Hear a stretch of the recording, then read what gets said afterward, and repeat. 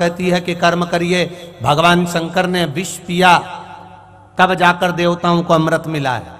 अगर वो विष नहीं पीते तो अमृत देवताओं को मिलता ही नहीं। कर्म करना पड़ेगा तब फल की प्राप्ति होती है। केवल किस्मत के भरोसे पर बैठ जाना, जो होगा भगवान ने जो रचा होगा सो तो होगा होगा। भगवान कह रहे हैं मैंने रचा तो है पर मेहनत तो तुझे करना है ना, मेहनत तो तुझे करना है।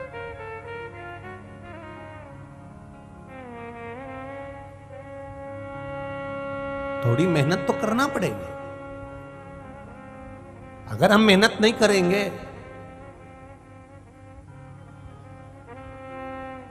एक थोड़ा सा निवेदन कर दूं महाराज जी व्यासपीठ से, ये जो पर्दे होने लगे हैं इनको थोड़ा ऊंचा कर दो, पब्लिक ज्यादा है, बैठने की व्यवस्था सुचारू हो जाएगी और कुछ नहीं। थोड़ा या तो इधर कहीं जगह हो तो बड़ौदा के कार्यकर्ता और यहाँ कंजरी के कार्यकर्ता, ऐसा जो बाहर लोग खड़े हुए हैं और बहुत मात्रा में खड़े हुए उनको ऐसे भेज दो तो इधर से व्यवस्थाएं थोड़ी सी सुचारू हो जावे। हम ये नहीं कह रहे कि तुम लोग खसक खसक के बैठो, आप तो जहां बैठे बस वहां बैठो, परंतु जिसको जगह जहां मिलती जाए वो वहां बैठता जाए। हर हर महादेव। एक चित्त आनंद का विषय, किस्मत के भरोसे नहीं, थोड़ा मेहनत भी करना पड़ेगा। माना किस्मत प्रबल हो, भाग्य प्रबल हो, पर उसके साथ में मेहनत भी हो। भोजन दे दिया भगवान ने, बहुत सारा प्रसाद भगवान ने लाकर दे दिया, बहुत सारा भोजन लाकर दे दिया, पर खाना तो हाथ से ही पड़ेगा। और खा भी लोगे, मान लो कोई दूसरा अगर आप हाथ भी मत हिलाओ और दूसरा व्यक्ति अगर आपको हाथ से खिला भी देगा तो मुंह तो चलाना ही पड़ेगा। कि किस्मत के भरोसे बैठे रहोगे मुंह चलाने में भी नहीं, भले कोई मुंह में लाके दे दे मैं नीच चबाऊंगा, अब तुम अकड़ के बैठ जाओ कि मेरे को नहीं चबाना, मैं किस्मत के भरोसे बैठा हूं। ऐसा नहीं होता, मेहनत करना पड़ेगी। और जब हम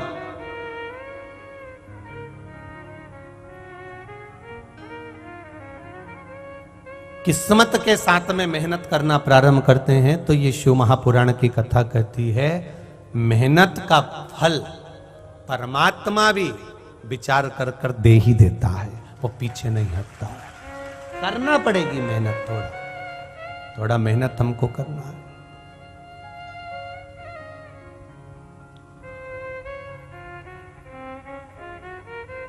बस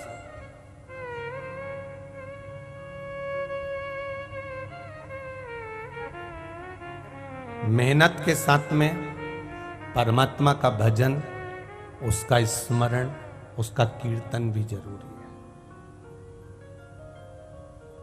हमने ये कभी इस व्यासपीठ से नहीं कहा कि आपके शरीर में रोग आ गया, बीमारी आ गई तो आप डॉक्टर को मत दिखाओ, हम कभी नहीं बोलते। हम एक बात जरूर बोलते हैं कि डॉक्टर के पास जाओ, इलाज करवाओ, दवाई लो, गोली लो, जांच कराओ, सब कुछ कराओ, पर जो दवाई तुम डॉक्टर की दी हुई खा रहे हो उसको देव अधिदेव महादेव को बोलकर कि हे कुंदकेश्वर महादेव इसको अमृत कर दीजिए, बस इतना बोलकर उसको खाना प्रारंभ कर दीजिए। धीरे धीरे बाबा उसको संभाल लेगा। एक पत्र आया है, देखिए।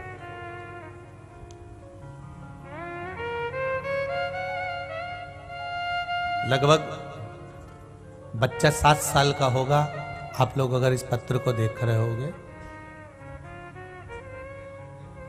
और टीवी के माध्यम से जितने लोग देख रहे हैं, आस्था चैनल, फेसबुक, यूट्यूब के माध्यम से जो पूरा देश विदेश देख रहा है, इस बच्चे की स्थिति, उसकी रिपोर्टें टीवी पर जो देख रहे हैं, उसकी रिपोर्ट, उसकी जांच, ये सब क्योंकि इसके दोनों लीवर खराब हैं। आप ही ने भेजी बहन? श्री शिवाय नमस्तुभ्यम बाबू, दोनों हाथ हिला दीजिए एक बार। श्री शिवाय नमस्तुभ्यम। उनको लाइव दिखा दो जो हॉस्पिटल में चालू है। बाबू आपका पत्र आ गया है, जो हॉस्पिटल में बच्चा जिसकी दोनों लीवर खराब थी, बाबू आप लाइव देख रहे हैं, आपके दोनों लीवर खराब है, डॉक्टर ने आपको दोनों लीवर खराब बता दिए हैं। आपके चेहरे पर जो फोटो आपने लगाया है, चेहरे पर और पूरे शरीर पर सूजन है लीवर खराब होने के कारण। बाबू आप लाइव देख रहे हैं, तो ये जो आपकी लीवर खराब है और डॉक्टर ने आपका जो इलाज चालू करा है उसके अनुसार आपको जो आराम नहीं मिल रहा था, तो अपनी माँ से कहकर, परिवार से कहकर, जो आपने टीवी पर और मोबाइल पर शिव महापुराण की कथा सुनना चालू करी और शिव जी पे चढ़ाया हुआ जल जो आप पी रहे हैं, उससे आपका लीवर ठीक होना प्रारंभ हो गया। आपको बहुत बहुत साधुवाद है बाबू, बहुत बहुत धन्यवाद। इस पत्र में आपने लिखा है कि मेरा डॉक्टर का इलाज के साथ में जो मैंने शिवजी पर चढ़ा हुआ जल और बेलपत्र का जो सेवन करना प्रारंभ करा है, उससे मेरे लीवर ने काम करना दोनों ने प्रारंभ कर दिया और मैं उठकर बैठ गया हूं। पर मेरा इच्छा है, मेरा मन है, मैं अपने परिवार वालों को भेज रहा हूं कि मेरी टीवी पर मैं कथा सुन रहा हूं, जरूर बताना कि मैं ठीक हो गया हूं, गुरुजी को बोलिएगा। ये पत्र है, ये शिव। बाबू बहुत बहुत बधाई आपको, और आप जल्दी ठीक होकर अपने घर आओगे, हमारा विश्वास कहता है, और इतने लोगों की श्रद्धा और विश्वास आपके साथ है। हर हर। और जितने संत यहाँ बैठे हैं, इन सबका आशीर्वाद आपके साथ में, आप तुरंत आओगे हॉस्पिटल से ठीक होके। बैठी बहन, श्री शिवाय नमस्ते। शिव तत्व है और घड़ी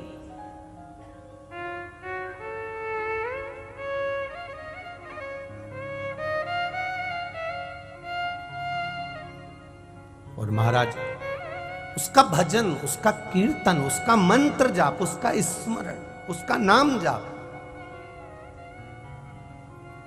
कहीं ना कहीं हमें पुण्य जरूर देता है, उसका फल हमें जरूर मिलता है। आप करोगे भजन, आप नाम जाप करोगे, आप कीर्तन करोगे, आप मंत्र जाप करोगे, हम कभी नहीं कहेंगे कि आप डॉक्टर को ना दिखाएं। आप दिखाएं, सारी जांचें कराएं, क्योंकि हमारे पास में ना तो मंत्र है, ना तंत्र है, ना विद्या है, ना भभूति है, ना बेल है, हमारे पास में कुछ भी नहीं है। हमारे पास में तो केवल एक लोटा जल सारी समस्या का हल। केवल एक लोटा जल का आप क्रम अपनाएं, शिव जी को जल चढ़ाएं, और वो जल तुम्हारा दिखावे का या छल का नहीं होना चाहिए, वो जल तुम्हारा दिल से बाबा देवादिदेव महादेव को समर्पित होना चाहिए। शिव संभाल, मेरा ओघड़दानी आपको संभाल लेगा। मैंने तेरे ही भरोसे, ओ बाबा तेरे ही भरोसे, हवा विच उड़ती जावागी, बाबा डोर हटो छठी राम कटी जावागी, भोले मैं तेरी पतंग, मैं तेरी पतंग। ये सब हमारे को किस्मत के भरोसे पर अगर हम बैठे रहेंगे और मेहनत नहीं करेंगे तो उसका फल नहीं मिलेगा। किस्मत भी साथ में रखो और मेहनत भी साथ में रखो। जब हमारी मेहनत और किस्मत दोनों साथ चलेगी तो ये निश्चित है कि आप कभी खड्डे में नहीं गिरोगे, आपका जीवन सार्थक हो जाएगा। हमारे भीतर जब लोभ आता है, हमारे भीतर जब वासना आती है, हमारे भीतर जब अहंकार आता है, हमारे भीतर जब तृष्णा आती है, हमारे भीतर जब आसक्तियां आना चालू हो जाती है, तब हम परमात्मा से दूर हो जाते।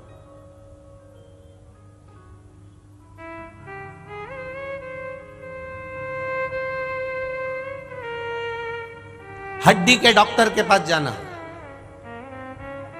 हालोल में है हड्डी के डॉक्टर, अच्छा कंजरी में है, अच्छा चलो बड़ौदा में है, चलो दाहोद में भी होंगे, हाँ अहमदाबाद में भी होंगे। हड्डी के डॉक्टर के पास जाना और हड्डी के डॉक्टर से जाके पूछना, किसी अंधे व्यक्ति की हड्डी टूटी कभी? हड्डी के डॉक्टर से जाके पूछना, अंधे व्यक्ति का पांव टूटा, अंधे व्यक्ति का हाथ टूटा, अंधा व्यक्ति कहीं सिर फोड़ा, अंधे व्यक्ति का कभी हाथ पैर टूटा हुआ नहीं मिला होगा। हमेशा हाथ पैर टूटते हैं तो आंख वाले के ही फूटते हैं।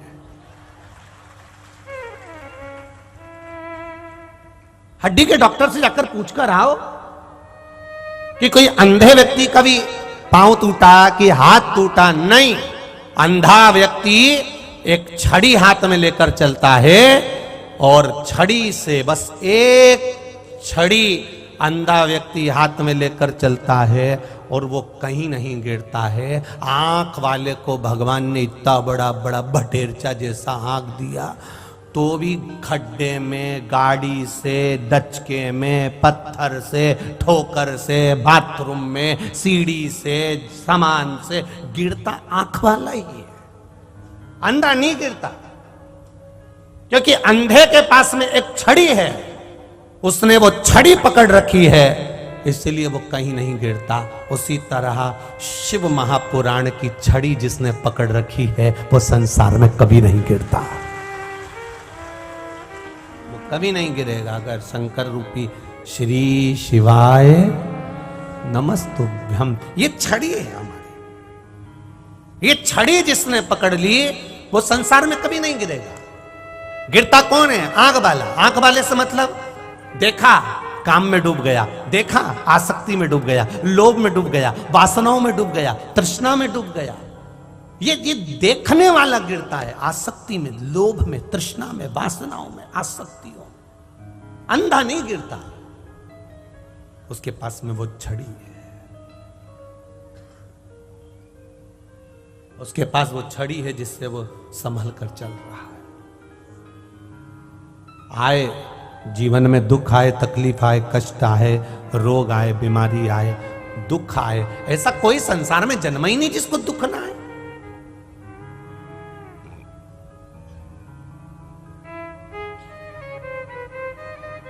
एक महाराज जी का पत्र है कल,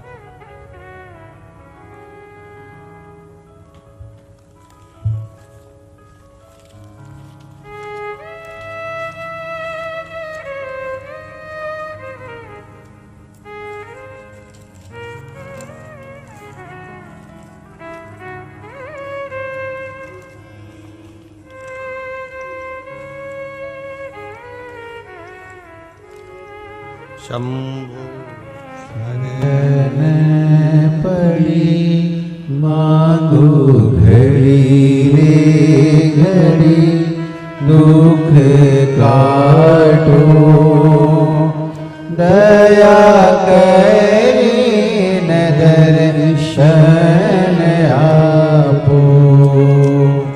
शंभु शरण पड़ी मांगो घड़ी रे घड़ी, दुख काटो दया करी न दर्शन आपो। ये कोरियर द्वारा पत्र आया। हमने पहले कथाओं में वर्णन किया है कि कोरियर से अगर कोई भी पत्र आएगा तो हम नहीं पढ़ेंगे, क्योंकि कोरियर के पत्र बहुत आने लगे थे। क्योंकि गांव के ही पत्र इतने हो जाते हैं तो बाहर से कोरियर से आने वाले पत्रों को हमने पढ़ना बंद कर दिया। 2-3 पत्र आए हुए हैं। अब वो पत्र आया तो कल खोला। हम ऐसा नहीं कि पत्र नहीं खोलेंगे, पर हमने ये विचार करा था कि बाहर से आने वाले पत्रों को नहीं पढ़ा जाए। हाँ, सीहोर पहुंचेंगे, कुबेरेश्वर धाम हम पढ़ेंगे जब हमारे पास समय होगा तब। पर यहीं इतने पत्र रहते हैं तो हम इनको पढ़ें कि कोरियर से आए हुए पत्र पढ़ें। फिर भी एक पत्र हमने कल 3 पत्र कोरियर से आए, उसमें एक पत्र श्री कृष्ण कुमार 149/2 जग्गी कोनी, बलदेव नगर, अंबाला, हरियाणा से ये पत्र है। इस पत्र में उन्होंने लिखा है, जग्गी कॉलोनी, बलदेव नगर, अंबाला शहर, हरियाणा। मोबाइल नंबर ये है। पत्र में उन्होंने लिखा है, मैं शिव महापुराण का वर्णन क्या करूं, शिव महिमा का बखान क्या करूं।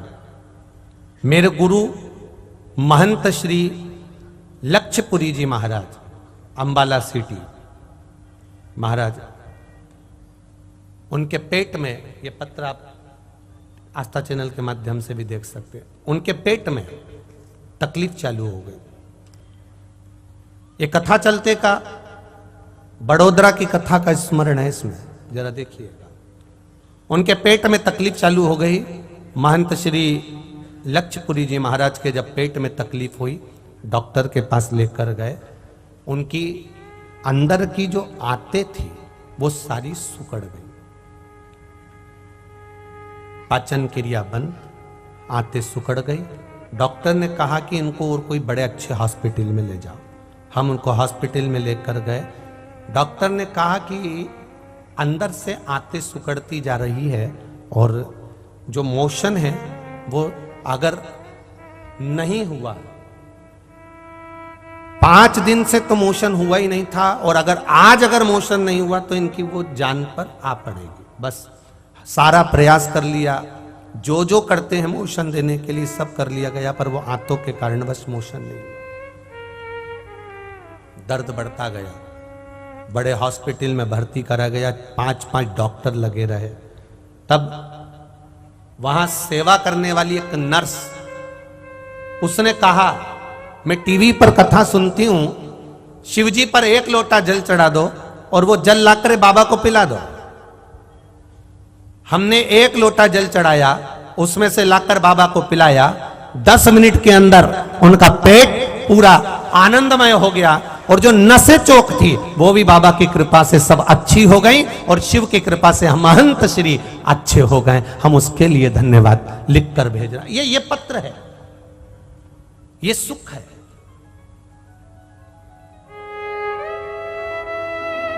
ये जीवन का एक आनंद देने वाला है। महाराज, आप भगवान का भजन करो, स्मरण करो, कीर्तन करो, मंत्र जाप करो, नाम जाप करो, आप शिव की भक्ति में डूबे रहो। हम ये नहीं कहेंगे कि तुम भगवान करो, विश्वास करना, मेहनत करना, और मेहनत के साथ में जब विश्वास पूर्ण होगा तब एक जीवन का आनंद हो। एक बच्चे ने पत्र लिखा है, ये भी देखिए, छोटा है।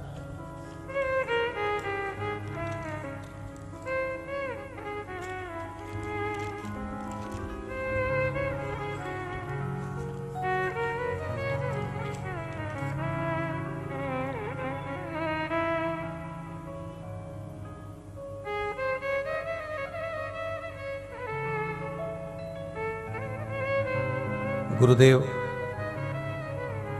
छोटा सा पत्र है।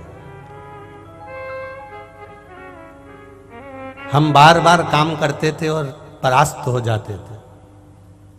अब हमने सूरत से हैं, बाबा की कृपा से यहीं पावागढ़ में बाबा देवाधिदेव महादेव के नाम से ही हम एक सब काम करके देख लिए। जब कुछ नहीं हुआ, आप कहते हो कर्म करते रहना, पीछे मत हटना। अब हमारे घर के लोगों ने कहकर एक छोटी सी होटल डालने का मन बनाया है। बाबा से प्रार्थना करना कि हम वो होटल को भी अच्छे से चला लें। अब मेरा विश्वास कहता है बाबू जिनने पत्र लिखा है, आप मेहनत में पीछे मत हटना। अगर मेहनत में पीछे नहीं हटे तो तुम्हारे कर्म का फल तुम्हें ये पावागढ़ वाली भी दे देगी और महादेव भी दे देगा, निश्चित है।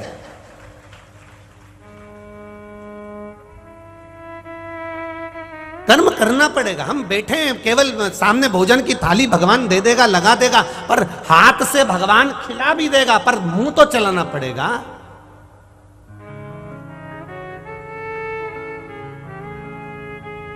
आज दुनिया के लोगों ने सबको आलसी बनाने का प्रयास कर दिया, सबको आलसी।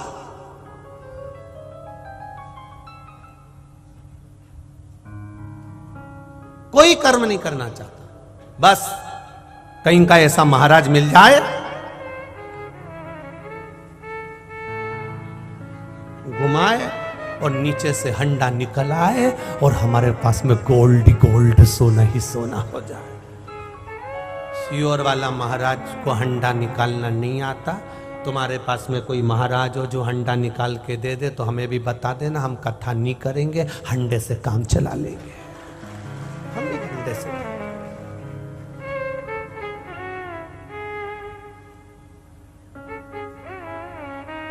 बहुत कठिन है, इसलिए साधु संत सन्यासी तपस्वी साधक उपासक हंडे के पीछे नहीं भागे, ये संत साधु राम के पीछे भागे हैं। क्योंकि राम से बड़ी दुनिया में कोई दौलत नहीं है। मेरे राम, मेरे शिव, मेरे कृष्ण से बड़ी दुनिया में कोई दौलत नहीं है। जिसने नारायण को पकड़ लिया, लक्ष्मी उसके चरणों की दासी बन जाती है, उसके पास दौड़ कर आ जाती है। ये शिव तत्व है। महाराज जी सीताराम सरकार के मंदिर में कंजरी में इतने आए हुए हजारों भक्तों के लिए, लाखों भक्तों के लिए रोज भोजन बना।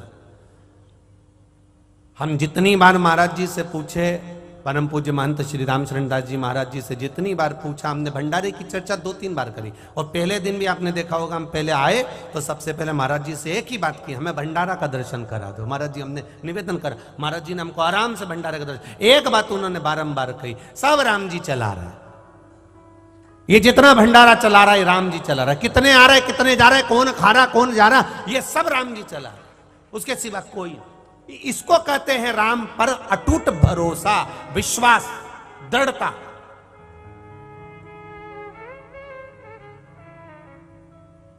और इसी को दृढ़ता कहते हैं। संत, साधु, सन्यासी, तपस्वी, साधक, उपासक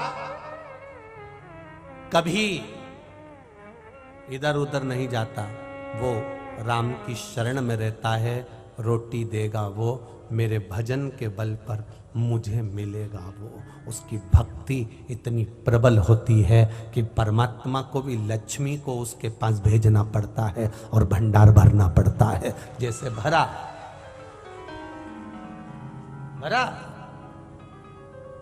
और मेरा विश्वास कहता है कि हजारों लोग रोज भोजन कर रहे हैं, उसके बाद भी मेरा सीताराम सरकार का जो भंडारा होगा, अंदर से भंडार ग्रहण होगा, जहां सूखा सामान रखा होगा, ये मेरा विश्वास कहता है सीताराम जी ने उसको खाली नहीं होने दिया होगा, भरा की भरा रखा होगा। ये मेरा राम है। अब वहां कौन आ रहा है भरने के लिए, तो वहां कोई ऐसा मंत्र मारने वाला या छुमंतर करने वाला कोई नहीं आएगा। वहां केवल राम आया है, राम संभाला, राम ने कराया।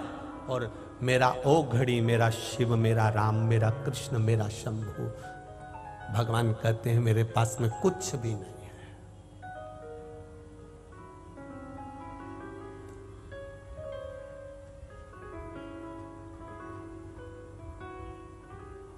इसीलिए बार कहा, भजन करो भरी जवानी में, बुढ़ापा किसने।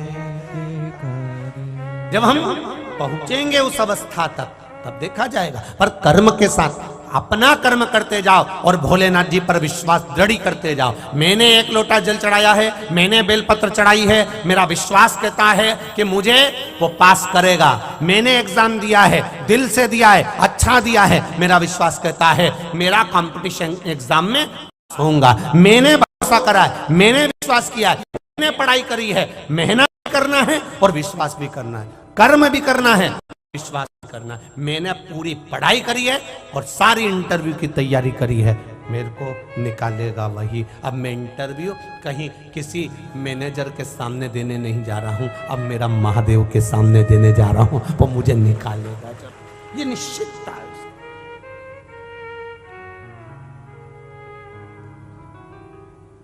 अब विश्वास को दड़ी बना लो। हम नहीं बना पाते, बहुत कठिन है महाराज जी। टूट जाता है व्यक्ति, बहुत जल्दी टूटता है, और भगवान के पास तो सबसे आखिरी में जाता है। पहले सबको फोन लगाएगा, तुम आ जाओ, तुम आ जाओ, तुम आ जाओ, तुम आ जाओ, मेरा ये काम कर जाओ। जब कहीं से नहीं होगा, तब आखिरी में मेरे महादेव के पास, राम के पास, कृष्ण के पास पहुंचेगा। मेरी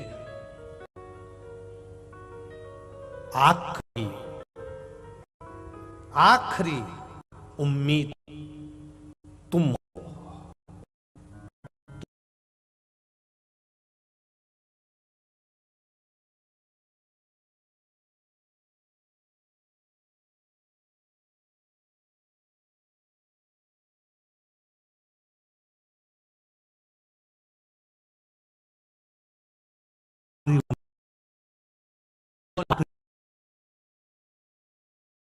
तुझे कहना था मेरा पहला प्रयास आप हो, तो ये नहीं कहना पड़ता कि मेरी आखिरी उम्मीद आप। मेरा पहला प्रयास आप हो देवाधिदेव महादेव। मैं जानती हूं ये कंजरी से शिव महापुराण की कथा सुनकर आज मैं चली जाऊंगी, पर जिसके लिए मैं ये कल्पवास करने, हम कहते हैं शिव महापुराण की कथा में जितने लोग आते हैं अपना अपना बैग बोरिया बिस्तर ले लेकर आते हैं, रात भर पंडाल में पड़े रहते हैं, रात भर भजन गाते रहते हैं, सुबह उठते हैं अपने काम में चले जाते हैं। हम इनको कल्पवासी कहते हैं। जैसे संत साधु सन्यासी तपस्वी साधक उपासक प्रयागराज में जाके कल्पवास करते हैं, हरिद्वार में जाके कल्पवास करते हैं, ऋषिकेश में जाकर कल्पवास करते हैं, नर्मदा के घाट पर जाकर कल्पवास करते हैं। शिव महापुराण में जो 5 दिन 7 दिन 2 दिन 3 दिन 4 दिन 1 दिन रात्रि का विश्राम करता है, रुकता है, कथा सुनता है, भूमि पर शयन करता है, आसन बिछाकर सोता है, हम उसको मांग कर खा रहा है और जा रहा है भंडारे में भगवान का भोजन करता है। हम उसको जो वीआईपी ट्रीटमेंट को छोड़कर एक साधारण सी जिंदगी पंडाल में जीता है, हम उसे कल्पवासी कहते हैं, शिव का पाने वाला भक्त कहते हैं। मिला उसको।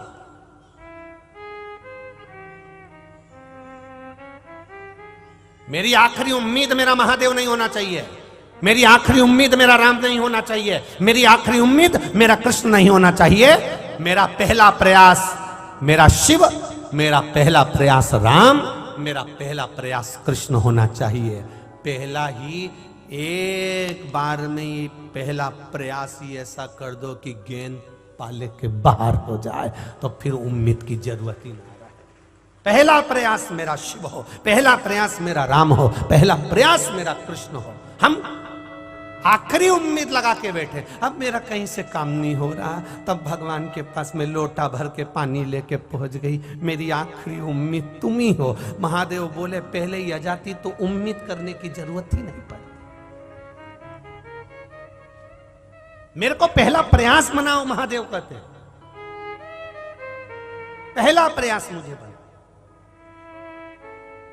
मुख में हो राम नाम, राम सेवा तू अकेला नहीं, प्यारे राम तेरे साथ में, जिंदगी की बागडोर हाथ से वो महलों में रखे चाहे झोपड़ी में वास से। महाराज आपका पहला प्रयास मेरा देवाधिदेव महादेव, मेरा राम, मेरा कृष्ण होना चाहिए। आखिरी उम्मीद नहीं, पहला।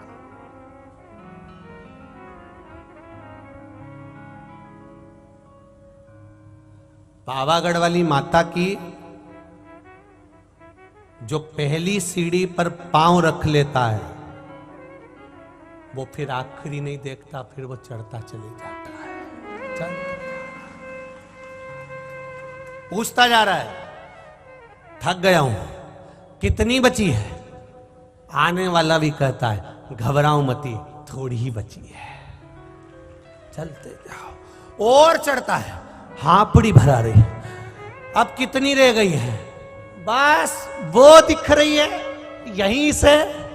फिर देखा नजदीक है मेरी मां, फिर 2-4 चढ़ गया, हापड़ी भराई, फिर बैठ गया। अब कितनी रह गई है? सामने ही है, दिख तो रही है, दिख तो रही है, पर वो हमको देख नहीं रही है।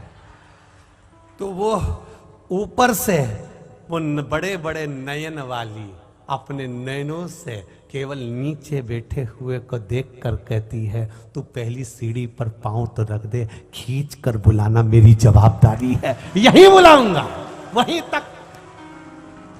अब ऊपर पहुंचा, दर्शन करे, बहुत थक गया, पांव दुख रहे हैं, थोड़ी देर बैठ गया, पर जैसे ही फिर सीढ़ी से नीचे उतरते हुए आया, ऐसा लग रहा था ऊपर इतना दर्द था, जब नीचे आया तो इतना दर्द नहीं लग रहा। तो ऊपर से माता रानी ने कहा, बेटा भी मेरे पास से गया है ना, माँ की गोद में जब तक औलाद रहती है ना, तब तक दर्द मालूम नहीं पड़ता, कल मालूम पड़ेगा, आज थोड़ी ना मालूम पड़ेगा, अब कल मालूम पड़ेगा। 2 दिन तक बाम लगा के मसे, 2 दिन पूरा। अब अभी थोड़ी ना मालूम पड़ना था।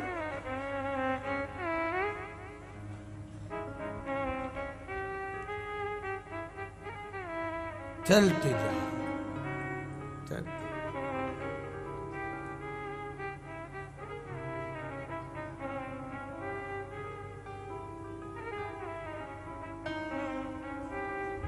बस चढ़ते गए, चढ़ते गए, चढ़ते गए। पहली सीढ़ी, पहला भरोसा, पहला विश्वास, पहली दृढ़ता, उसने मां को मान लिया इसलिए चढ़ गया। आखिरी उम्मीद मानता तो नहीं चढ़ता। भैया ऊपर से आने वाले बता रहे हैं 1800 सीढ़ी है और एसी कैसी है, मैं तो नहीं जाऊं, तुम चले जाओ, तुम जाओ।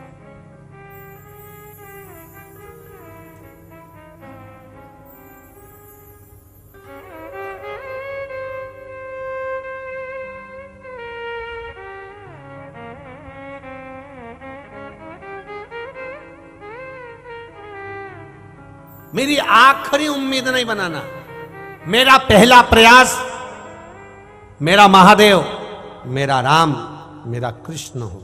और जब पहला प्रयास मेरा राम और कृष्ण शिव होगा, पहली दुकान खोलो पूरे संकल्प के साथ, पूरे भरोसे के साथ खोलना। पहला काम करो, छोटे से छोटा करो, पर पूरे प्रयास के साथ करना कि मेरे को मेरा महादेव देख रहा है और उसके भरोसे पर कर रहा हूं, वो संभाल लेगा। ये मेरा विश्वास करता है। भरोसा दृढ़ होगा, विश्वास पक्का।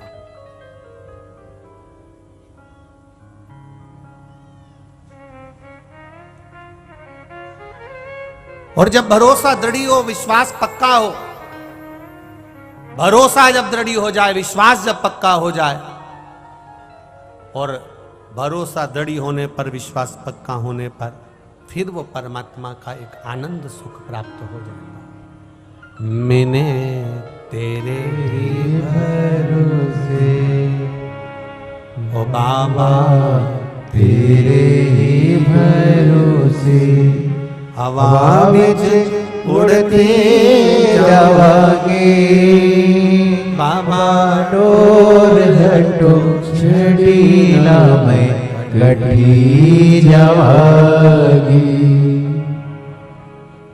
शिव कृपा हो उसकी उदान।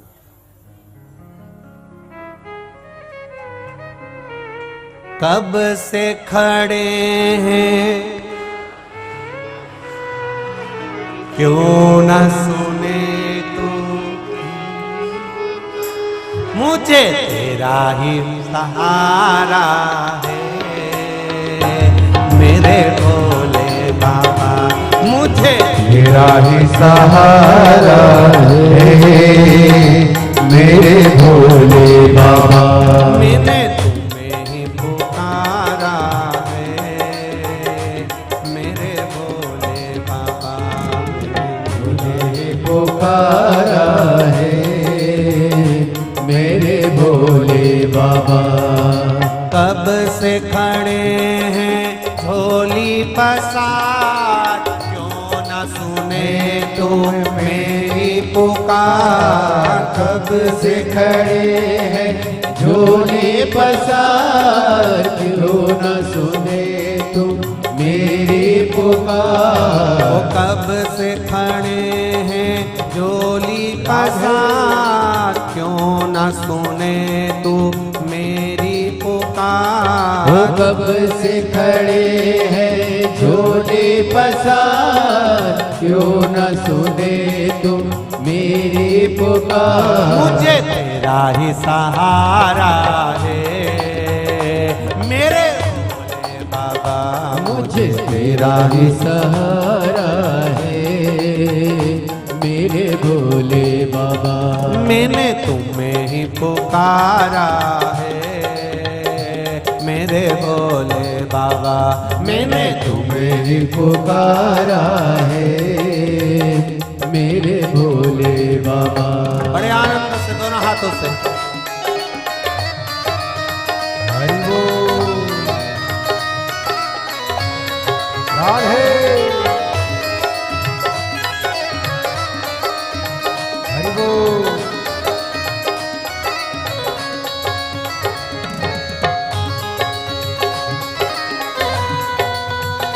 जय हो।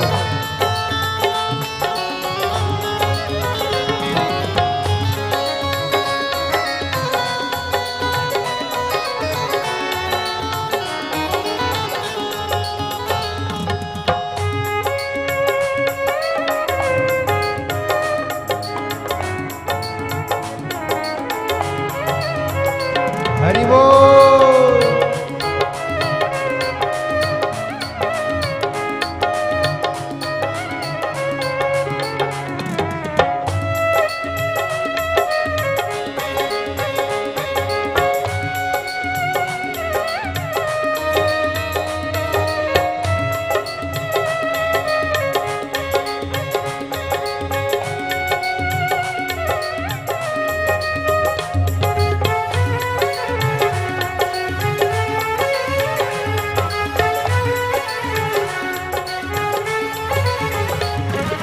देख लो लगी है आज मंदिर में ये भीड़ भारी। देख लो लगी है आज मंदिर में ये भीड़ भारी। दर्शनों के खातिर आए हैं लाखों नर और नारी।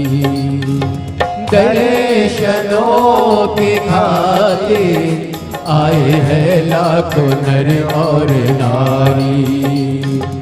आ जाए भोले बाबा, आ जाए भोले बाबा, तीनों ने पुकारा है मेरे भोले बाबा। तीनों ने पुकारा है मेरे भोले बाबा।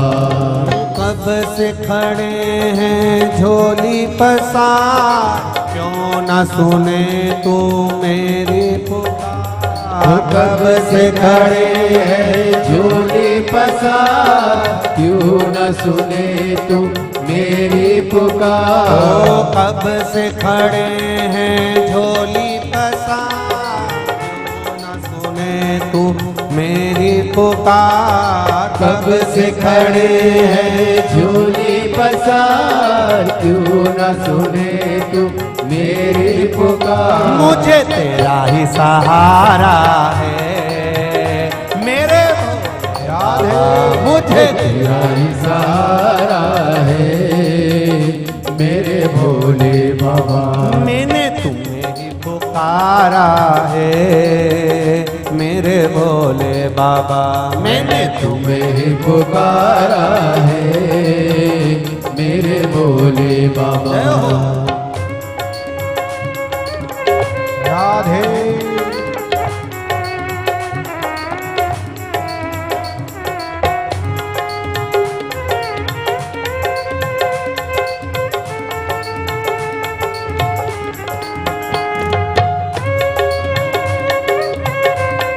हरि बोल।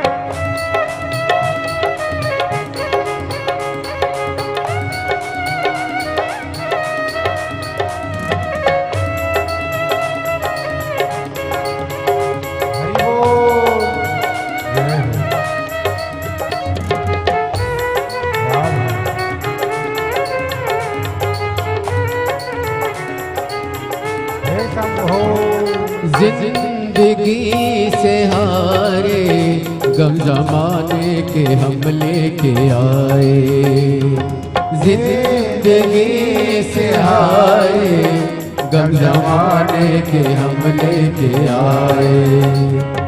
तू बता जहाँ में लोग अपने हुए क्यों पराए, तू बता जहाँ में लोग अपने हुए क्यों पराए। तेरे सिवा दुनिया में, तेरे सिवा दुनिया में कोई न हमारा है, मेरे भोले बाबा कोई न हमारा है, मेरे भोले बाबा। कब से खड़े हैं झोली पसार, क्यों न सुने तू मेरी। वो कब से खड़े हैं झोली पसार, क्यों न सुने तू मेरी पुकार। वो कब से खड़े हैं झोली पसार, क्यों न सुने तू मेरी पुकार। वो कब से खड़े हैं झोली पसार, क्यों न सुने तू मेरी पुकार। मुझे तेरा ही सहारा है, मेरे भोले बाबा मुझे तेरा ही सहारा है, मेरे भोले बाबा। मैंने तुम्हें ही पुकारा है, मेरे भोले बाबा। मैंने तुम्हें पुकारा है, मेरे भोले बाबा। ओ कब से खड़े हैं झोली पसार, क्यों न सुने तुम मेरी पुकार। वो कब से खड़े हैं झोली पसार, क्यों न सुने तुम मेरी पुकार। मुझे तेरा ही सहारा है, मेरे भोले बाबा। मुझे तेरा ही सहारा है, मेरे भोले बाबा। मेरे तुम्हें ही पुकारा है, मेरे भोले बाबा।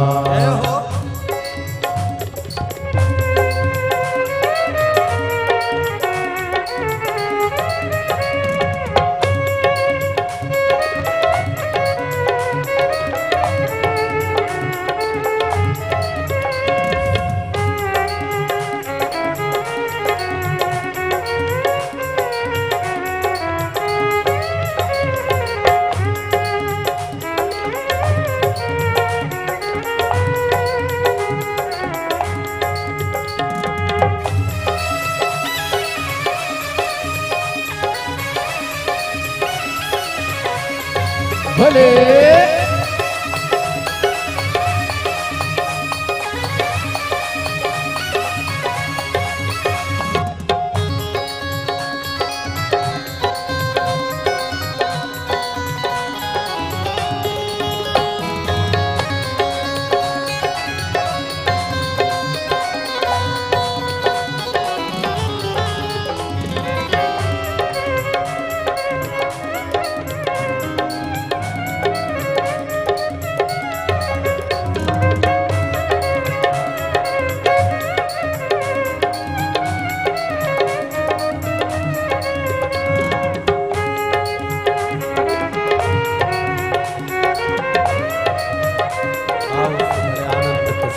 दोनों हाथों से ताली से बजाते हुए हरि बोल।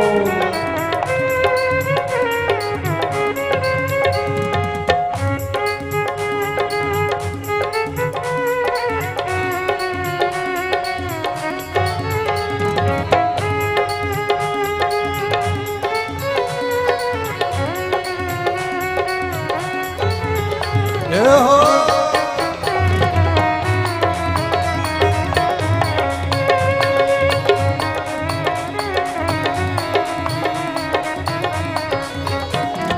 रास्ता न सूझे कहा जाए मुसीबत के मारे।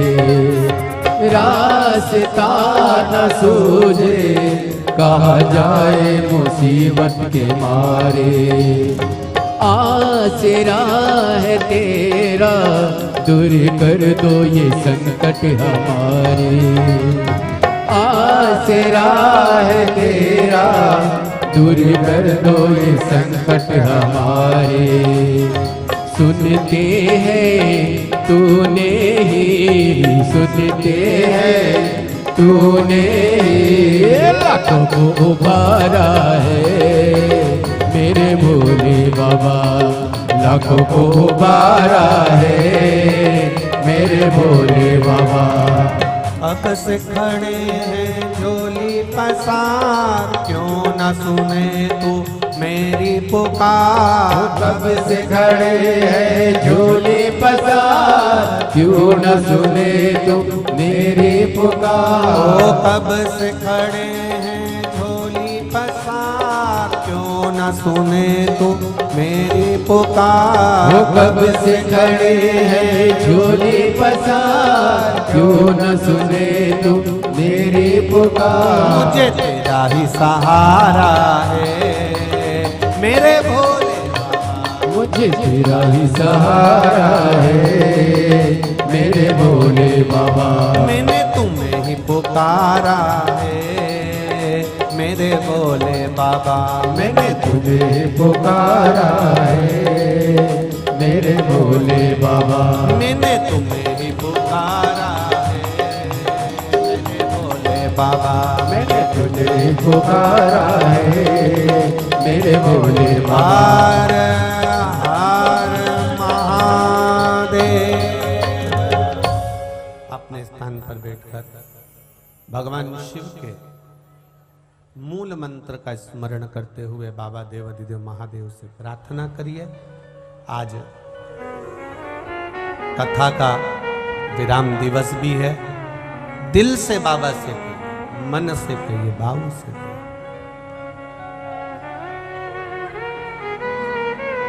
अपने स्थान पर बैठकर भगवान देवाधिदेव महादेव से प्रार्थना करो। भाव से कहिए, श्री शिवाय नमस्तुभ्यं। श्री शिवाय नमस्तुभ्यं। श्री शिवाय नमस्तुभ्यं। श्री शिवाय नमस्तुभ्यं। श्री शिवाय नमस्तुभ्यं। भोला सब दुख काटो भार, ओ भोला सब दुख काटो भार। शिव शंकर जपो तेरी माला, भोले बाबा जपो तेरी माला।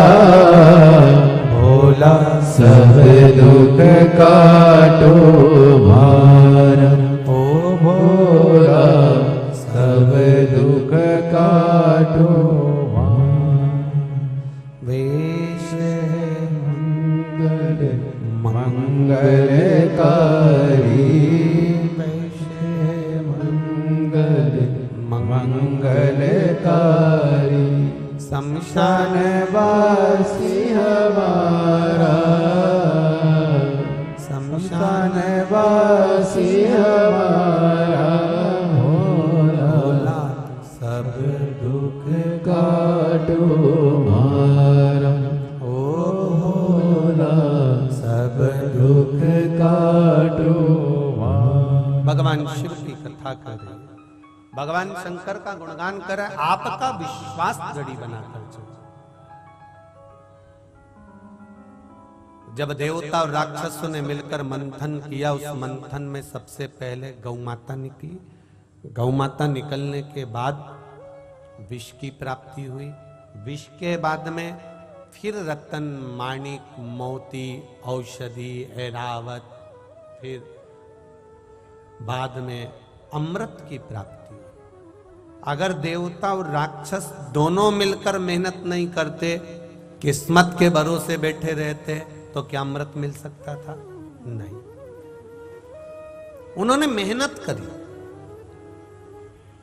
और जब मेहनत करी तो उसके भरोसे पर अमृत की प्राप्ति हुई।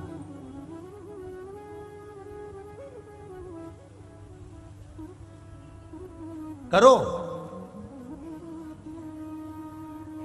देखो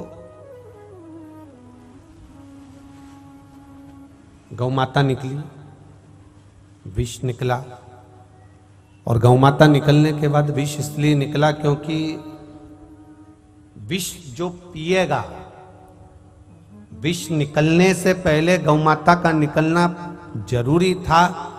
विष पीने वाला जब विष पिएगा तो उसका कंठ जलेगा, उसके कंठ की जलन को गौ माता का दूध रोक सकता है। गाय के दूध में वो अमृत छुपा होता है कि ना जाने कितने विष को वो समाप्त कर देता है। गौ माता के दूध में वो अमृत छुपा है,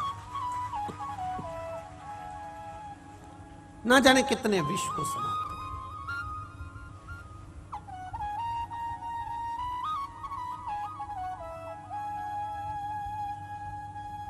एक बहुत अच्छी बात है, ध्यान में रखना इसको। जिस नारी का गर्भ बार बार ठहरता है, 2-3 महीने का होने के बाद वो गर्भ वापस गिर जाता है।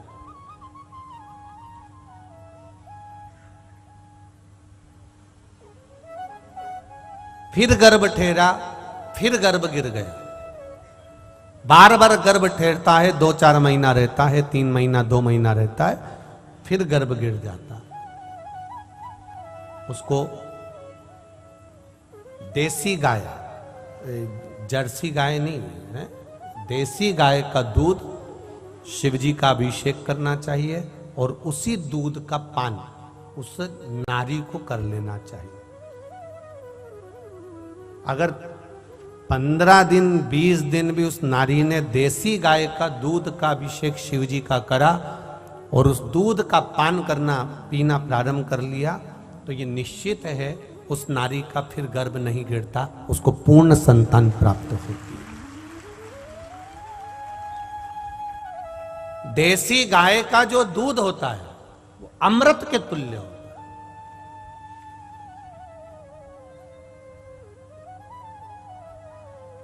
अब आज का जमाना तो बड़ा विचित्र है साहब।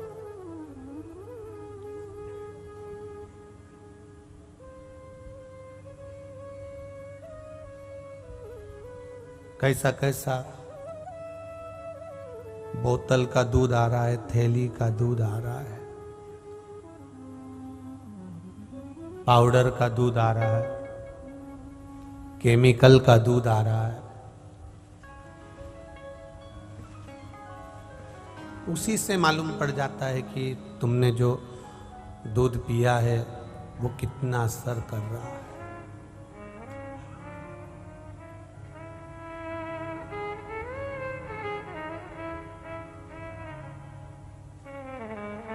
उससे मालूम पड़ जाता है, दिखता है कि दूध का असर कैसा है,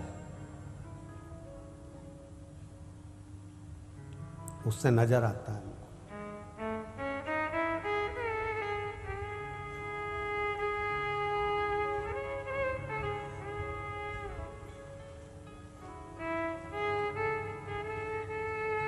शिव कथा कह रही है, शंकर भगवान का गुणगान कर रहा है, शिव तत्व कह रहा है।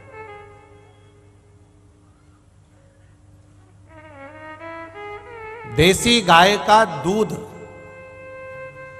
आप लोग प्रयास करा करो। भगवान शंकर ने कभी ये नहीं कहा आप लोगों से कि आप गिलास भरकर या लोटा भरकर या बहुत सारा दूध समर्पित करो तो मैं प्रसन्न होऊंगा। भगवान तो कहते हैं आधी में पुनिया, थोड़ा सा भी मिल जाएगा तो भी देसी गाय का अगर दूध 1 चम्मच क्या, आधा चम्मच क्या, 2 बूंद भी अगर किसी जल के पात्र में मिल गया तो पूरे जल को अमृत कर देता है।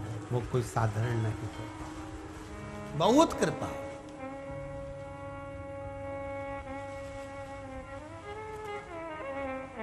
उसका एक आनंद ही दूसरा है। और प्रयास करिए, हम तो कह सकते हैं आप लोगों से, बस प्रयास आपको करना है। अगर घर में गौ माता की सेवा नहीं कर सकते हो, घर के अंदर गाय नहीं बांध सकते हो, घर के अंदर गौ माता की सेवा नहीं कर सकते हो, तो प्रयास करा करो अपने नगर में, अपने गांव में, कहीं मंदिर में, कहीं सीताराम सरकार के चरणों में हो, कहीं पावागढ़ वाली माँ के चरणों में हो, कहीं गौशाला अगर कहीं हो, तो रोज नहीं जा सकते तो कम से कम अमावस्या के दिन एक दिन ऐसा बनाओ कि अमावस्या के दिन जाके मुझे चारा देना है, गौ माता की सेवा करना है और उनके चरणों में पहुंचना है। एक दिन भी अगर आप अमावस्या के दिन अगर गौशाला में जाना प्रारंभ कर दोगे तो ये निश्चित है तुम्हारे घर में जब गौ माता की सेवा कर कर घर पहुंचोगे तो घर में कैसा भी दुख होगा वो गौ माता की रोमावली, उनके मूत्र आदि से, उनके गोबर से जो सेवा कर कर जा रहे हो, जो शरीर में लगा हुआ है, उसकी गंध से घर में कितनी भी अगर नेगेटिव ऊर्जा भी है तो वो पॉजिटिव में बदलना प्रारंभ हो जाए। गौ माता की सेवा का सुख प्राप्त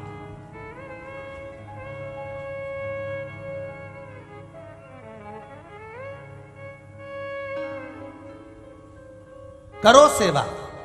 हम कभी तुमसे ये नहीं कहेंगे कि तुम कुत्ता मत पालो, हम क्यों कहें? कई लोग कहते हैं गुरुजी आप अपने व्यासपीठ से बोला करो कि मदिरा मत पियो, तंबाकू मत खाओ, ये मत करो, वो मत करो। हम उनसे कहते हैं हम कह भी देंगे तो क्या छोड़ रहा है? फालतू में बोल के अपना मुंह खराब करना कि तुम ये मत करो, वो मत करो। तुम तो करो, तुम्हारी मर्जी पड़े जो करो। और इतना सा निवेदन है, इतनी सी एक प्रार्थना है, जो भी चीज तुम खा रहे हो, पी रहे हो, उससे अगर तुम्हारे शरीर को तकलीफ होने लगे और तुम्हारा परिवार दुखी होने लगे, परिवार में रोना पड़ रहा हो, बच्चों की जिंदगी नाश हो रही हो, तो ऐसा व्यसन मत करना जिससे तुम्हारा घर का नाश हो जाए। ऐसा व्यसन मत। कोई कितना भी कह दे तुम्हें गंगा जी में ले जाकर भी खड़ा कर दे और संकल्प दिला दे कि तू आज से नहीं पिएगा, वो एक दो हफ्ता नहीं पिएगा। क्यों? संकल्प से या कसम देने से कभी व्यसन नहीं छूटता। व्यसन अपने अंदर से जब चोट लगती है तब छूटता है। व्यसन किसी के कहने पर नहीं छूटता। ये कितनी पत्नियां हैं जब शादी होके आई थी उसको पहली बार मालूम पड़ गया था कि ये मदिरा पीते हैं, ये काम करते हैं, ये गलत काम करते हैं। उसने कितना आंदोलन किया, मैं रोटी नहीं खाऊं, मैं तो अपने मायके जाऊं, मैं तुम्हारे साथ रहूंगी नहीं, मैं तो जा रही, सब छोड़ के चली भी गई। बापड़ा गया ही नहीं लेने, जा वो बैठा नहीं गया। अब सोच रही करूं क्या? उसको चोट लगना चाहिए, उसके भीतर इस चीज का ग्लानि होना चाहिए, इस भीतर दुख होना चाहिए कि मैं जो कर रहा हूं, मैंने अगर मदिरा पान करा है तो मैं अपनी जिंदगी नाश कर रहा हूं, मैं तंबाकू खा रहा हूं, अपनी जिंदगी नाश कर रहा हूं, मैं अगर सिगरेट पी रहा हूं, बीड़ी पी रहा हूं, अपनी जिंदगी नाश कर रहा हूं। उसको खुद में ये गिलानी उत्पन्न होना चाहिए कि मेरे भीतर ये दोष क्यों है। अभी कल की कथा याद कर लो, अचार की बरनी में दाल सब्जी की चम्मच अचार को सड़ा देती है। जिस मनुष्य के भीतर राम नाम, कृष्ण नाम, शिव नाम समाया हुआ है, उसके भीतर अगर थोड़ा सा भी कुछ गलत है तो वो भजन को भगवान तक जाने नहीं देता है। छोड़ो उसको।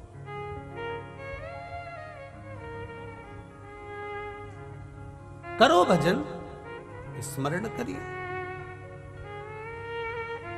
निकली सबसे पहले, और एक गाय नहीं निकली है, मंथन के समय पर 5 गौ माता निकली हैं। 5 गाय समुद्र मंथन में से निकली हैं, एक नहीं निकली है, 5।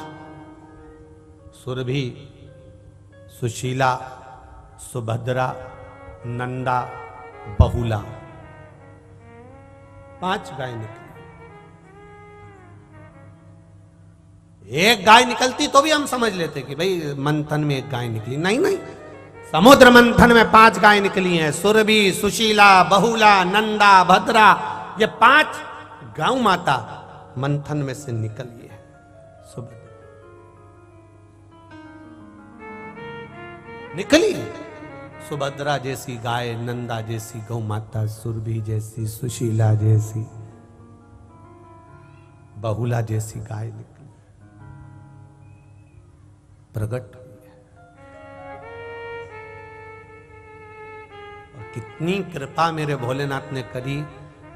बहुला अपने बेटे मनोरथ को दूध पिला रही थी। बहुला गाय अपने बेटे मनोरथ को दूध पिला रही थी और दूध पीता पीता वो मनोरथ का दूध पीते पीते मुंह में फेन आया, हवा चली, हवा चलते से ही वो फेन देवाधिदेव महादेव पर जाकर गिर गया।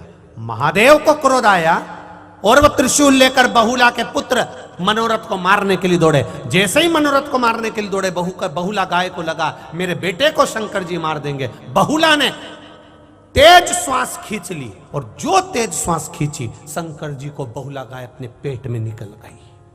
शिव बहुला गाय के पेट में जाकर बैठ गए। मेरे महादेव बहुला गाय के पेट में जाकर बैठ गए। हाहाकार मच गया, चारों तरफ हाहाकार मच गया। शिव जी कहां गए, शंकर जी कहां गए, मिल ही नहीं रहे। हाहाकार मच गया।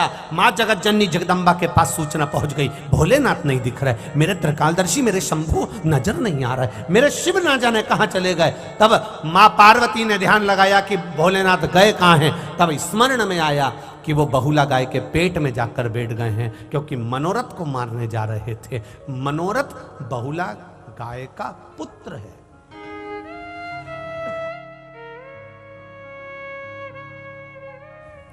मनोरथ को मारने गए थे, मनोरथ को।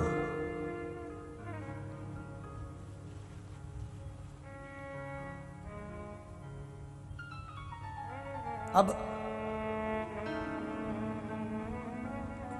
33 कोटि देवी देवताओं ने बहुला गाय की स्तुति करी है। मां कृपा करिए, मां करुणा करिए। आपके उदर में,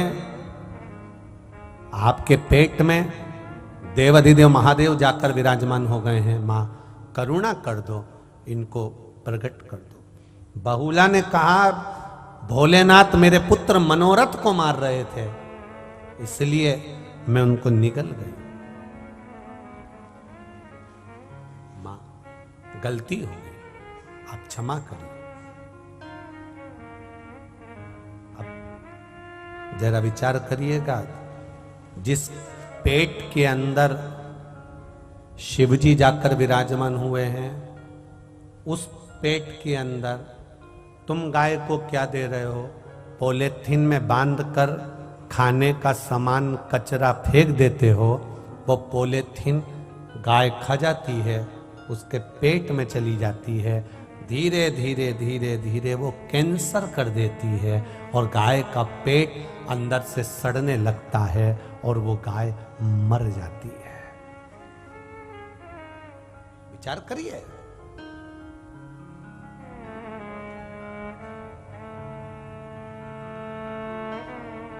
कई गौशालाओं ने रिसर्च करा महाराज जी, कई गौशालाओं में रिसर्च किया गया कि कांजी हाउस में गायों को पकड़ा जाता है, शहरों में से गायों को पकड़ा जाता है, शहरों की गाय को पकड़कर गौशाला में भेज दिया जाता है। आसपास में जो गौशाला होती है उसमें शहर की सारी गायों को भेजा जाता है। अब शहर की गौशाला, शहर की गायों को, रोडों पर चरने वाली गायों को, रोडों पर फिरने वाली गायों को नगर के निगम के लोग, नगर पालिका के लोग, शहर के लोग उसको भर कर ले जाकर गौशाला में छोड़ देते हैं। अब गौशाला में छोड़ दिया, अब रिसर्च करा जाता है कि वो गाय 15 दिन, 20 दिन, 50 दिन, 2 महीना, 6 महीना, 1 साल तक रहती है, 1 साल के बाद मर जाती है। कई लोग गौशाला पर क्लेम कर देते हैं कि गौशाला में इतनी गाय मर गई, गौशाला में ऐसा हो गया। विचार करो, तुमने शहर की गायों को लाकर गौशाला में डाला गया है और गौशाला में शहर की गाय को डाला तो वो पहले की पन्नी खाई हुई रहती हैं, पहले की वो ना जाने क्या क्या खाई हुई होती हैं। अब उनको चारा मिल रहा है, पानी मिल रहा है, औषधि मिल रही है, सब कुछ मिल रहा है, पर पहले की जो पन्नी उसके पेट में भरी हुई है उसके कारण उसका प्राण चला ही जाता है, चाहे कितना ही प्रयास कर लो, कितना ही प्रयास करो। शहर की घूमने वाली गायों को तुमने गौशाला में रखा, चारा खिला रहे हो, उसको तुम खली खिला रहे हो, चाहे तुम कुछ भी खिला लो, पर अंदर जो उसके पेट में पन्नी भरी पड़ी है, पॉलिथीन पड़ी है, वो अपना काम कर रही है, इसलिए गाय को मरना तो पड़ेगा।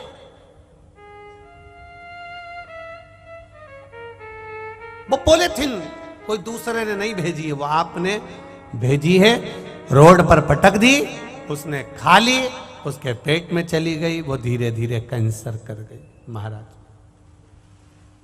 चिल्लाने से कुछ नहीं होगा, धर्म की जय हो, अधर्म का, प्राणियों में, विश्व का, गौ माता की, बस इतना ही बोल के काम खत्म हो जाता है, काम खत्म। इतना कहा, समाप्त हो गया।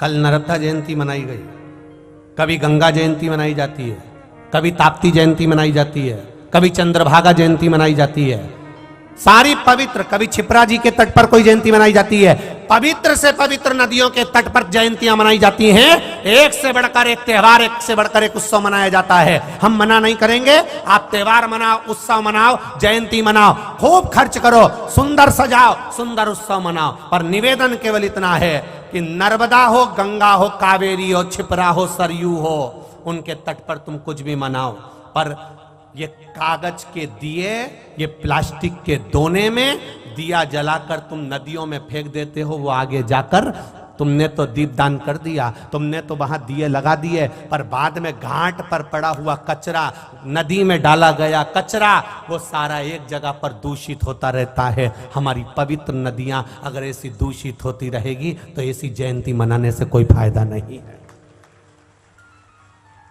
हमें अपनी पवित्र नदियों का स्मरण करना है, हमें अपनी पवित्र नदियों को बचाकर चलना है, हमें अपने पर्यावरण को बचाकर चलना है, हमें अपनी गौ माता को बचाकर चलना है, हमारे संत महात्मा साधु सन्यासी तपस्वी साधक उपासक इनको भी बचाकर चलना है, हमें अपने भगवंतों को बचाकर चलना है, हमें अपने मंदिर मठ और देवालयों को बचाकर चलना है।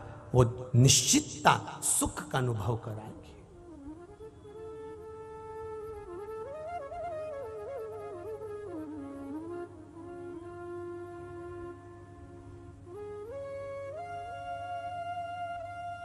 निश्चितता सुख का अनुभव कराएं। महाराज शिव कथा कर रही है, भगवान शंकर का गुणगान कर रहा है, गौ माता का केवल थोड़ा सा अगर देसी गाय का दूध मिल जाए और वो शिव जी को चढ़ाया जाए और उसका पान किया जाए, ना जाने कितने रोगों को मुक्त कर देती है। अभी देखिए शिव बाबा प्रकट हो गए, गाय ने अपनी श्वास से शंकर भगवान को नंदीश्वर के रूप में प्रकट कर दिया, शिव जी प्रकट हो गए। प्रकट होने के बाद भगवान शंकर से गौ माता ने कहा आप कृपा करिए और मेरे को आशीर्वाद दीजिए। शंकर भगवान ने आशीर्वाद गौ माता को दिया, तेरा बेटा दूध पीता है, वो दूध तेरे थन से निकलने वाला देसी गाय का जो दूध है वो अमृत के तुल्य होगा, तेरा दूध मेरे ऊपर चढ़कर अमृत का कार्य करेगा। शिव कथा कर रही है,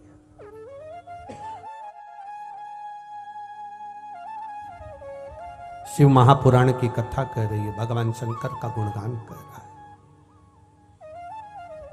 शिव तत्व कर रहा है। गाय का बछड़ा जब दूध पीता है और उसके मुख पर जो फेन आता है, वो फेन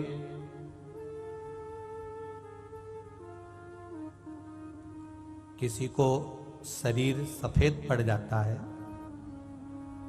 चमड़ी अगर सफेद होने लगती है तो वो फेन। महाराज पूर्णिमा के दिन अगर गाय बछड़े को दूध पिला रही है और उसके मुंह पर जो फेन आ जाता है उसको चम्मच में निकाल लिया जाता है। देसी गाय का बछड़ा, देसी गाय की दूध, बछड़ा जब पिए उस पे फेन आ जाए वो चम्मच में निकाला जाता है। पूर्णिमा की रात्रि को शरीर में जहां कहीं भी श्वेत रोग हो जाता है, चमड़ी सफेद पड़ने लगती है, वहां उस फेन को लगाया जाता है। देसी गाय अगर फेन कम है तो देसी गाय का दूध मिला लिया जाता है, उसको शरीर पर लगाकर चंद्रमा के प्रकाश के अंतर्गत उसको रखा जाता। फिर आधे घंटे बाद, 1 घंटे बाद स्नान करा जाता। 4-5 पूर्णिमा के अंतर्गत इस क्रम को जब करा जाता है तो धीरे धीरे धीरे धीरे चमड़ी अपने असली कलर में आना प्रारंभ हो जाती है और वो चर्म रोग समाप्त हो जाता है। इतना बल है देसी गाय के उस दूध में, उस फेन में, इतना बल है।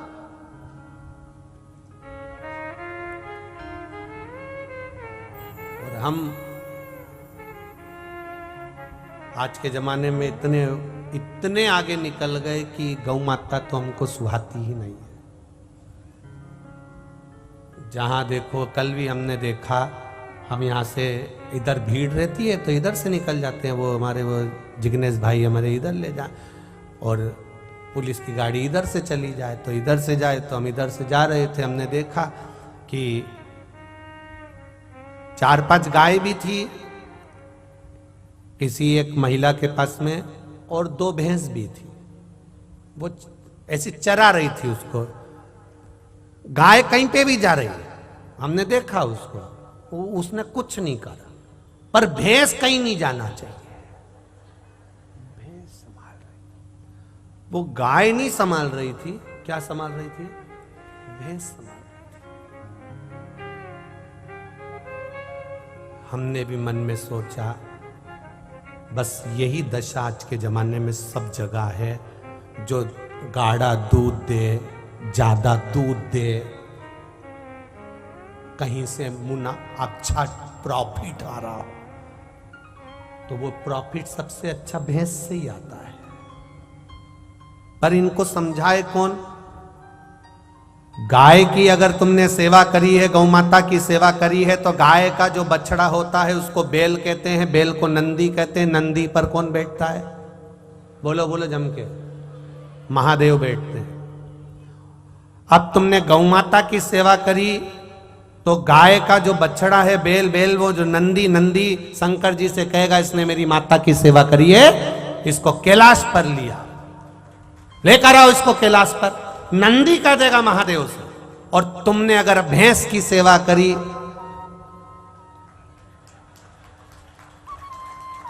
अब भैंस का जो छोरा है पाड़ा, उस पे कौन बैठा? यमराज। और उसने, यमराज जब बैठे तो पाड़े ने कहा इसने मेरी मां को, भैंस को खूब नहलाया, खूब निचोड़ के दूध पिया, इसलिए मैं फर्ज अदा करो, इसको नरक लिया पकड़। अब कंजरी वालों, तुम गाय पालो चाहे भैंस पालो, तुम्हारी जैसा करोगे, गौ माता की सेवा करोगे तो कैलाश धाम है, और अगर भैंस माता की सेवा करो तो ब्लैक कलर की स्कॉर्पियो, उसमें कोई टेंशन नहीं है, तुम तो बैठो। और यमराज और भोलेनाथ दोनों में अंतर है। भोलेनाथ जी ले जाते हैं तो डमरू बजाते बजाते ले जाते हैं, और यमराज ले जाता है तो डमरू नहीं लाता है, वो तुम्हें इतना बजाता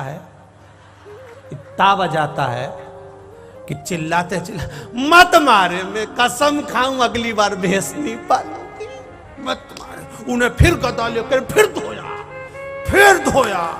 अरे राम, मुझे क्या मालूम था, गाय को कम चारा देती थी, भैंस को दूध के चक्कर में खली भी खिला देती थी, भैंस को नहलाती भी थी और खली चूरी, और क्या क्या होता है, अच्छा अच्छा आइटम भैंस को खिलाती थी।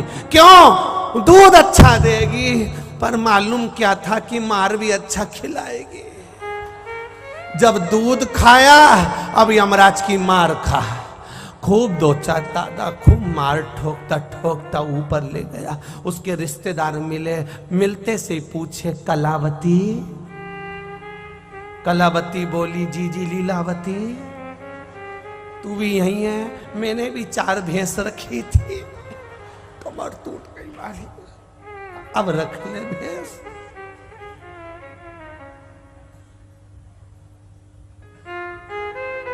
मत बुरे कर्म कर बंदे वरना पछताएगा, भगवान की आंखों से तू बच नहीं पाएगा, तू बच नहीं पाएगा।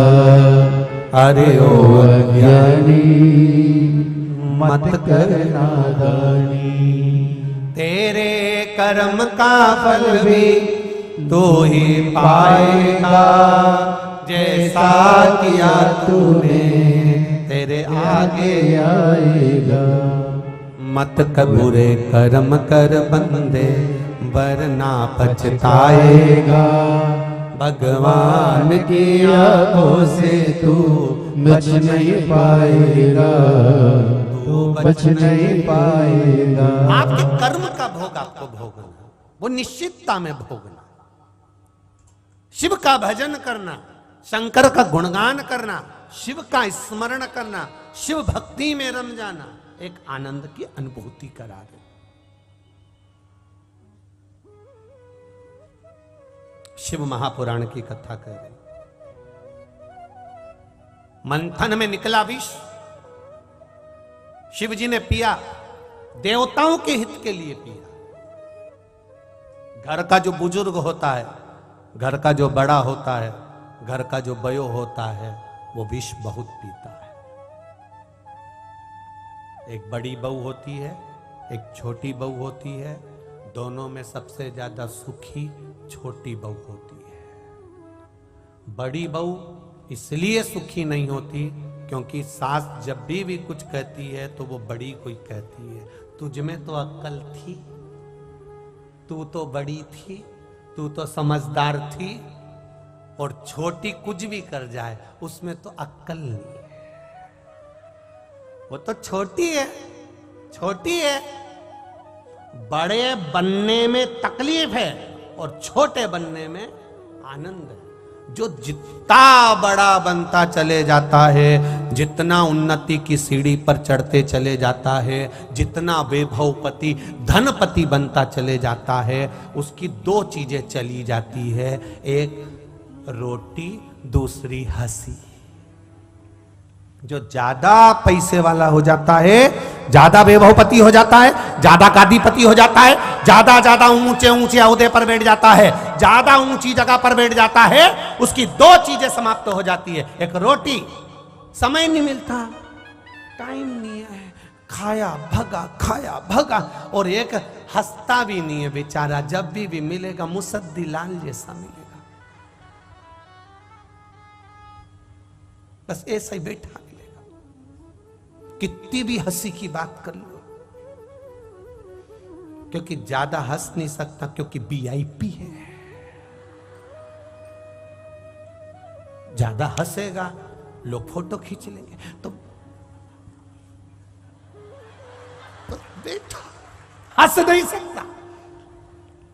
रोटी भी गई, ज्यादा वीआईपी व्यक्ति शादी में जाएगा तो भूखा आएगा, गारंटी है, भूखा है फिर भी नहीं खा सकता। सब कह रहे ले प्लेट तो एक चीज,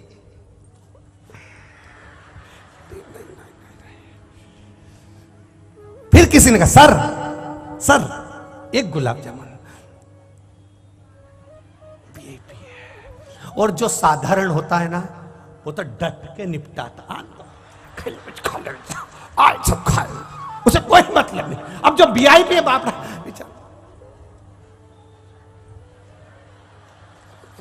नहीं खा सके। वो जो वीआईपी है ही नहीं, वो तो पहले से ही बस जाते से ही पहले देखे स्टॉल कितना है,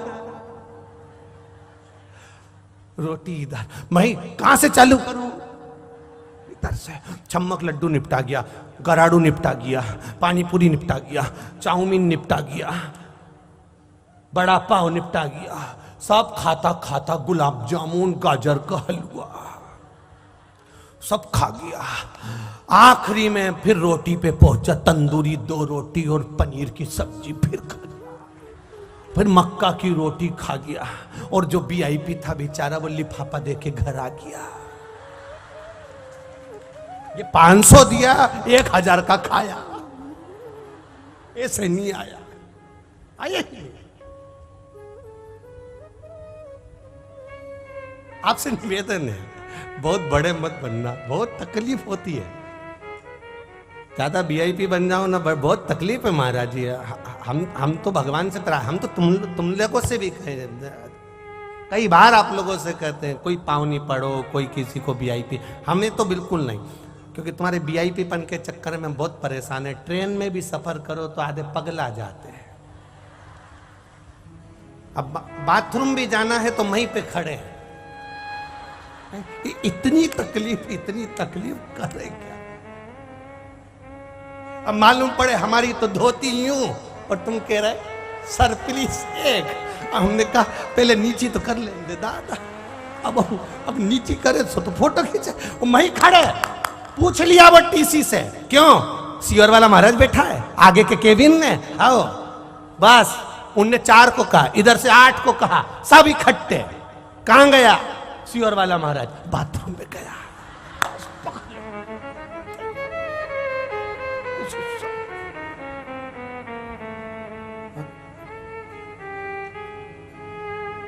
मन कर रहा है, आइसक्रीम बेचने वाला आया है, मन कर रहा है खा लूं।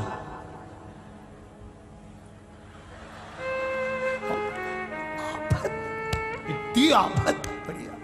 तो निवेदन तुम सबसे हो, कितनी कमाई कर लेना और कितने भी धनपति बन जाना, करोड़पति बन जाना, कितने भी वैभवपति बन जाना, पर इतने वीआईपी मत बनना कि चेहरे की हंसी चली जाए और मुंह की रोटी चली जाए। इतने वीआईपी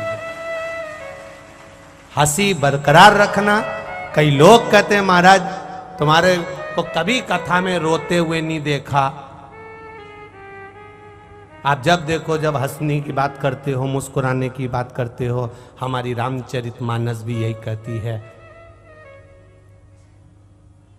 दुनिया का दस्तूर यह कहता है, कौशल्या मैया ने भी राम जी से कह दिया था, माता पुनि बोली सोमति डोली तजऊ तात यह रूपा, कि जय शिशु लीला अति प्रियशीला यह सुख परम अनुपा। सुनी वचन सुजाना रोदन ठाना।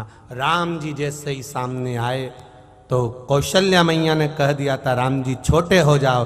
राम जी बोले मैं क्यों छोटा हूं, तुम बच्चे हो, छोटे हो। राम जी छोटे हो गए। कौशल्या मैया कहती है अब तुम रो, अब तुम रोइए, बात मत करिए, रोइए। मैं रो, हाँ रो, ठीक है। राम जी महाराज जब रोए तो कौशल्या मैया ने कह दिया, माता कौशल्या ने कह दिया, माता कौशल्या ने कहा सुनो राम, मृत्यु लोक में जन्म लिया है तो रोना तो पड़ेगा। आज से रोएगा तो मरेगा तब तक रोना पड़ेगा। ये संसार की रीति है। जो बच्चा जन्म लेता है मां के गर्भ से, अगर वो जन्म के समय नहीं रोता तो उसको डॉक्टर सिस्टर धप मार के चिमटा खोड़ के रुलाते हैं, क्योंकि आज से रोएगा तो मरे तक रोना पड़ेगा। रोना तो पड़ेगा। दुनिया के लोग रुलाना चाहते हैं और शिव महापुराण की कथा आपको मुस्कुराना सिखाती है कि स्माइल देते हो, मुस्कुराते हो, प्रसन्न रहिए, आनंद। ये सुख है हमारा।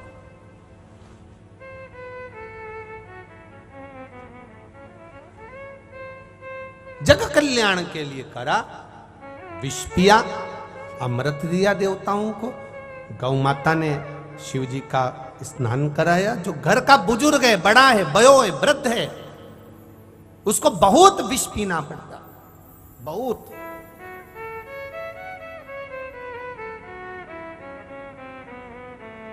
घर का बड़ा बेटा, घर की बड़ी बहू, घर की बड़ी बेटियां, बहुत विष पीना पड़ता। पर एक बात माता पिता को भी ज्ञात होना चाहिए, 3 के भाग्य का धन माता और पिता को प्राप्त होता है। पहला गौ माता के भाग्य का, दूसरा संत ब्राह्मण गुरु के भाग्य का, और तीसरा बहन बेटी के भाग्य का।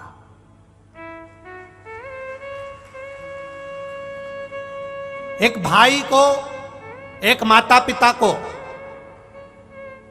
कभी ये नहीं सोचना चाहिए कि ये सारा वैभव मेरा है, ये धन मेरा है, मेरी दौलत मेरी है। मां के गर्भ से बेटियों ने अगर जन्म लिया है तो उन बेटियों के भाग्य का धन मां बाप को अवश्य प्राप्त होता है। बेटी के भाग्य का धन माता पिता को अवश्य प्राप्त होता है। इसलिए माता पिता को भी यह विचार करना चाहिए कि बेटी के भाग्य का, गौ माता के भाग्य का और संत ब्राह्मण के भाग्य का हमको अवश्य मिलता है। गाय को एक रोटी दी है, आपको उसका धन मिलेगा। संत ब्राह्मण की सेवा करी है, गुरुजन की सेवा करी है, आपका वैभव बढ़ेगा, आपका राजपाट, आपकी सत्ता, आपका आनंद बढ़ेगा, वैभव बढ़ेगा। आप करो सेवा गुरुजन की, आप करो सेवा संत जन की।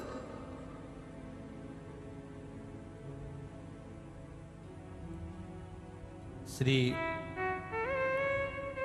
रामचंद्र दास जी महाराज जी एक बात कहे कि यहाँ का जो परमार परिवार है, राजघराना परिवार है, हमारे दादा गुरु की भी उन्होंने सेवा करी उनके परिवार ने, फिर उनकी गुरु की भी सेवा करी, फिर अभी भी सेवा में लगे हुए हैं।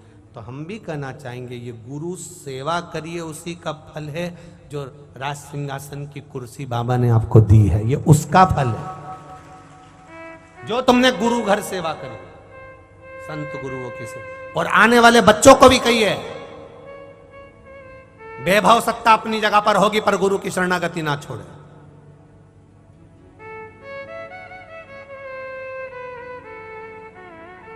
क्या मिलता है सेवा का फल, ये आप नहीं जान सकते। यहां इतने सारे कार्यकर्ता सेवा में लगे हुए हैं, कई कार्यकर्ताओं के फोन सीहोर के लिए भी आ रहे हैं। हमने पहले भी कहा 16 फरवरी से 22 फरवरी तक सीहोर में कुबेरेश्वर धाम पर रुद्राक्ष महोत्सव है। पिछली बार जो रुद्राक्ष बटे थे वो धीरे धीरे कर कर बटते रहे, पर अब की बार जो 7 दिन दिए हैं, बीमारी के लिए, रोग के लिए, औषधि के लिए, कार्य सिद्धि के लिए, वैभव के लिए, जो सीहोर का रुद्राक्ष सिद्ध किया जाता है, उस रुद्राक्ष के आगे दुनिया का कहीं नहीं मानना होता।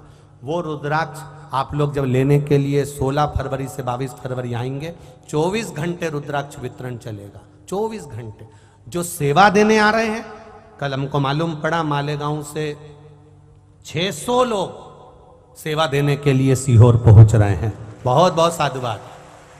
फिर मालूम पड़ा औरंगाबाद से नारखेड़े जी की पूरी मंडली 14 से 15 लोगों की सेवा देने के लिए वो लोग पहुंच रहे हैं। फिर मालूम पड़ा बड़ौदा से भी माहेश्वरी समाज के कार्यकर्ता सब सेवा देने के लिए सीहोर पहुंच रहे हैं। अच्छी बात, बाबा की करुणा बनी रहे। उस सेवा का फल क्या है, उसका एक आनंद क्या है, वो सुख क्या है, करो से। कई लोगों ने कहा गुरुजी आप अलग से कार्ड दोगे कि हमारे पास कार्ड वर्ड नहीं है।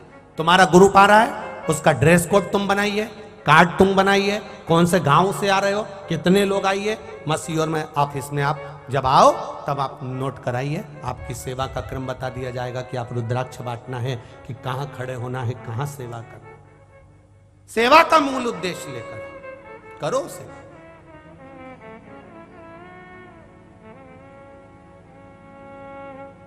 मिलता क्या है वो यही देख लो। आपके कंजरी में जिन घराने ने गुरु महाराज के घर की सेवा करी है उसका फल मिला है।